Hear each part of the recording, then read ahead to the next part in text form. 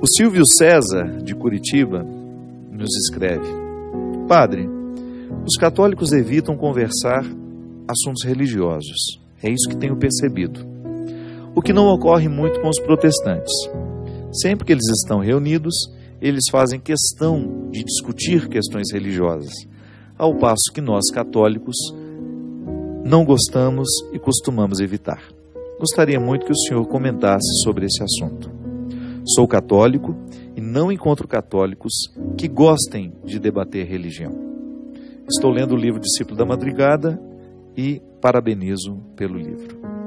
Silvio, a gente sempre tem aquela velha máxima que a gente escutou tantas vezes, que religião não se discute, política não se discute, e com isso a gente deixa muitas vezes de crescer, porque na discussão, estou falando da briga não, discussão no sentido de colocar assuntos em pautas, muitas vezes porque não fazemos isso, nós deixamos de agregar conhecimentos. Eu percebo que muitas vezes as pessoas, elas estão com seus ambientes de conversas cada vez mais empobrecidos. A gente fala do absolutamente trivial. Aquilo que é o mais trivial é que a gente fala. A gente não está acostumado a tocar em questões mais substanciosas, mais polêmicas. A gente tem até medo de falar sobre os assuntos que realmente nos inquietam. Porque nós já estamos também acostumados a não ter muito respaldo do outro. Nem sempre o outro está disposto a falar com a gente de assuntos mais elaborados, mais profundos. Por que às vezes a gente não discute religião? Primeiro, porque nós somos muito ignorantes, nos falta um conhecimento, ou até mesmo uma abrangência maior das questões religiosas, porque falar de questões religiosas não é só discutir o que a igreja fala sobre isso, o que a igreja fala sobre aquilo, também é isso. Também é a gente ter o conhecimento do catecismo ou das regras da igreja a qual pertenço, um pouquinho da teologia que me orienta, mas é sobretudo falar das questões humanas, falar dos nossos medos, das nossas ansiedades. Por que nós estamos tão superficiais? Por que nós estamos tão alheios a nós mesmos? Isso é muito interessante, a gente ter a oportunidade de falar sobre os assuntos que são pertinentes a nós. Como é que nós podemos influenciar as pessoas de maneira positiva a partir das nossas crenças? Isso é questão humana. Quando você identifica que a sua religião não é só um conjunto de regras a serem observadas, mas é também uma proposta de vida interior. Antes de vir para fora, ela já me alimentou. Antes de se tornar uma atitude que o outro percebe, tem de ser em mim um jeito íntimo de ser. Então o que às vezes nos falta, Silvio, é um pouco isso. Nós estamos cada vez mais empobrecidos.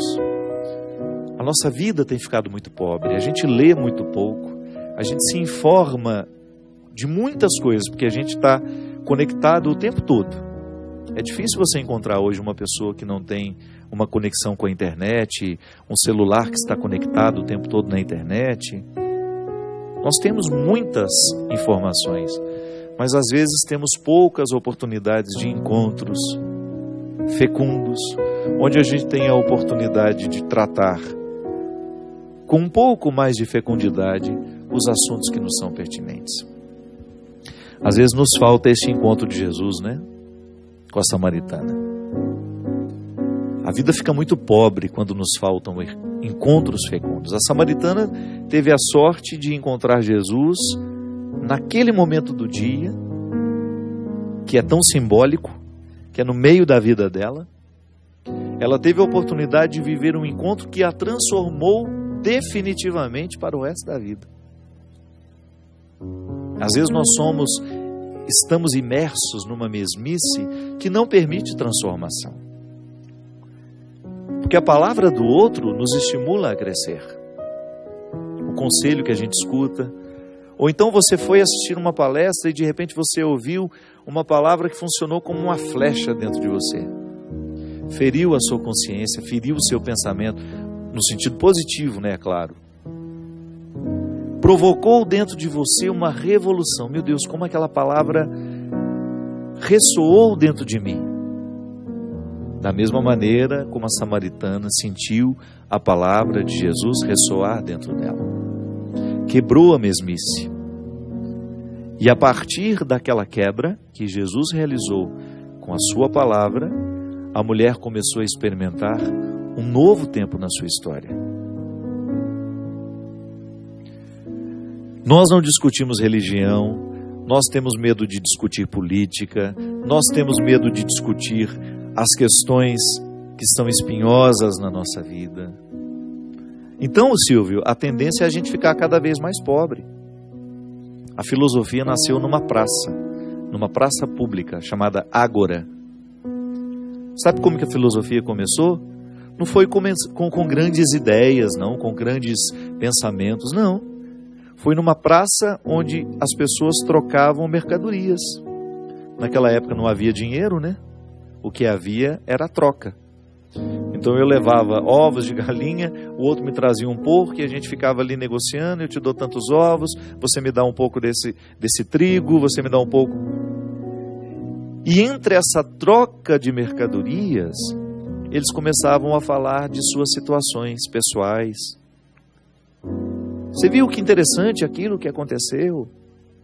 E ali eles começaram a falar, a deixar de falar somente de questões práticas e começaram a falar de questões mais nobres, mais elevadas, que não estavam muito ligadas à dimensão prática da vida, mas que antecediam e que ajudavam a pensar as realidades práticas da vida, porque era um pensamento que dava fecundidade. Porque toda vez que nós avançamos na compreensão da realidade, a gente não avança para frente não, viu? É para trás. É engraçado isso, né? É como se a gente avançasse para os bastidores de uma determinada realidade. Você tem aqui esse cenário. O cenário é o que você está vendo. Mas se você começar a avançar aqui para dentro, você vai ver como é que esse cenário foi feito. Como é que é a estrutura que nós não podemos ver. Aí sim você está falando de uma realidade que lhe escapa, mas que você tem o direito de conhecer. Na vida é assim. Muitas vezes nós tratamos as questões de maneira muito superficial. Mas de repente a gente tem a oportunidade, por causa de uma conversa, de um encontro fecundo, ou de um amigo que você tem que quebra um pouco essa regra da mesmice. É um amigo que lhe oferece um pouco mais de profundidade, um pouco mais enfim, aquela pessoa que está disposta a ouvir um pouco mais do que geralmente a gente costuma falar. Aí você estabelece com aquela pessoa um momento fecundo que tem o poder de iluminar a sua vida, o seu coração, e você começa a mergulhar nos seus bastidores, porque sozinho você não conseguia. Eu fico pensando que a experiência religiosa, essa verdadeira experiência que nós fazemos de Deus, ela nos faz mergulhar cada vez mais nas nossas raízes. A gente sai da superfície, a gente vai para dentro. É igual a planta agora nesse período de inverno, que não fica concentrando a sua seiva nas folhas nem nos frutos. Ela joga para dentro. É lá nas raízes que importa. É lá nas raízes que ela precisa se concentrar. Nós precisamos, de vez em quando, nos ocupar de nossas raízes. Parar de falar a mesmice. Procurar criar ambiências em que a gente tenha condições de meditar um pouco mais com um pouco mais de profundidade. É aquele curso bíblico que você quer fazer, né? Que você sai de casa. O que você vai fazer lá? Você chega tão cansado do trabalho, ainda vai criar mais uma ocupação? Vou.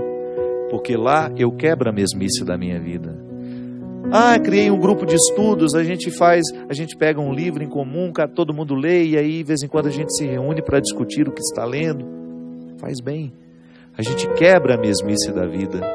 Ou então você ter aquele grupo de amigos que você sabe que toda vez que vocês se encontram, vocês não vão fofocar. Não é aquele grupo vazio, bobo, que vai indo te cansa. Não, é aquele grupo de pessoas que você sabe que agrega conhecimento à sua vida, que faz com que você tenha essa boa sensação de que você ganhou luzes sobre aquilo que estava obscuro em você. É assim que a gente cresce, minha gente. Quando a gente permite que a palavra que vem de fora ocupe dentro de nós, a palavra bendita, é claro, ela ocupe dentro de nós um espaço que provoca esse movimento de transformação. É como se fosse uma pequena marolinha que vai crescendo, crescendo, crescendo, até virar uma grande onda quando chega na praia. Todos nós precisamos de mover essas pequenas ondas que causam grandes transformações dentro de nós. Todos nós precisamos buscar este poço, este lugar do encontro com o Senhor. Por isso que eu sempre digo, nós não podemos acreditar numa experiência de crescimento humano, espiritual, que não passe pela observância do estudo, da dedicação e da reflexão. Às vezes nós rezamos muito e refletimos pouco. Às vezes nós refletimos muito e rezamos pouco. São dois erros. Nós precisamos conciliar as duas coisas. A reflexão com a oração. Eu preciso orar. A oração faz bem à minha alma. Mas eu preciso refletir. Porque é a partir da reflexão que eu tenho condições de permitir que a minha oração encontre o meu corpo para produzir os seus efeitos. Foi o que aconteceu com a samaritana. Ela permitiu que a palavra daquele homem, à beira daquele poço, partisse de uma realidade natural. Água, tenho sede, alguém me pede água. A partir dessa realidade material, uma outra água lhe fosse oferecida, que é justamente aquela que eleva, que faz com que cada vez mais a nossa alma queira buscar aquilo que no mundo só pode ser alcançado pelas forças espirituais. E esse empenho, ele nos coloca à beira desse poço, neste contexto de simplicidade, para ouvir esse Deus que nunca nos deixa sem respostas, ainda que seja provocando dentro de nós a paciência com a pergunta. Porque às vezes nós não vamos ter a resposta hoje, mas Deus vai nos dar a paciência com a pergunta. E isso já é uma resposta maravilhosa que precisa ser celebrada. Derrame sobre nós, sobre o nosso coração, a sua bênção. Este Deus Todo-Poderoso, Pai, Filho e Espírito Santo. Amém. Até a semana que vem, se Deus quiser.